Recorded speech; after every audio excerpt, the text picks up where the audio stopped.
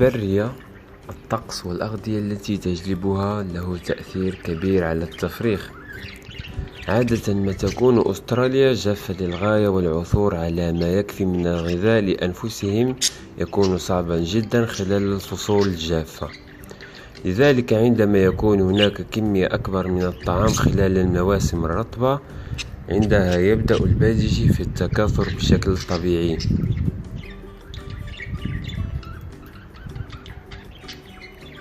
الأطعمة الغنية بالبروتين والدهون سوف تشجع على التكاثر.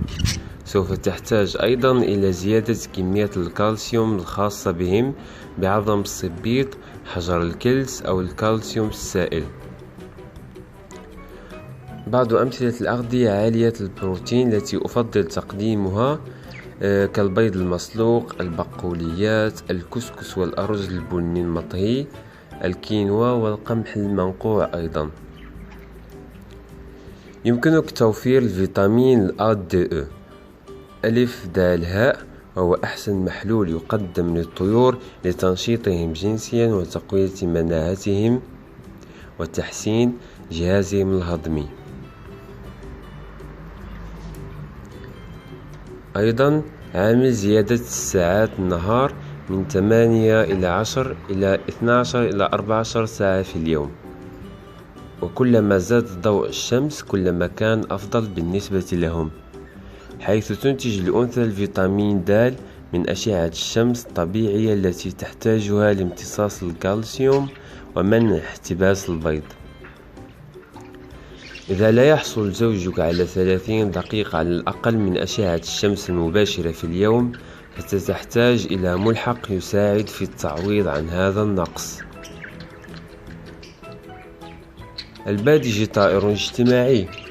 في البرية تتكاثر في مسافة سمع الطيور الأخرى، فلا يقتصر الأمر على الحماية من الحيوانات المفترسة بإنذارات الطيور الأخرى فقط، ولكنه يوفر أيضا منافسة تحفز الزوج.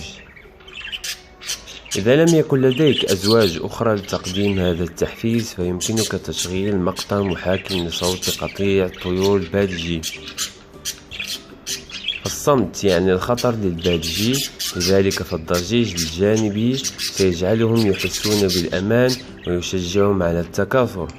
وأيضا كما هو معترف، فأصوات التزاوج تجعل طائر البادجي أنشط وسترفع من هرموناته الجنسية، فيمكنك أن تقوم بتسميع الزوج لمقاطع التزاوج أو إظهارها لهم كل 2 ل5 دقائق، فذلك سيسرع عملية التوالف والتزاوج عندهم.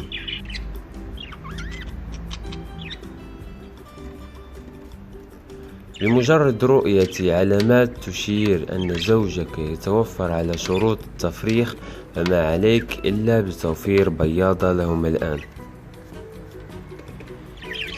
إضافة بعض نشارة الخشب للأنثى لتخرجها وترتبها في البياضة سيرفع من غرائز تعشيشها.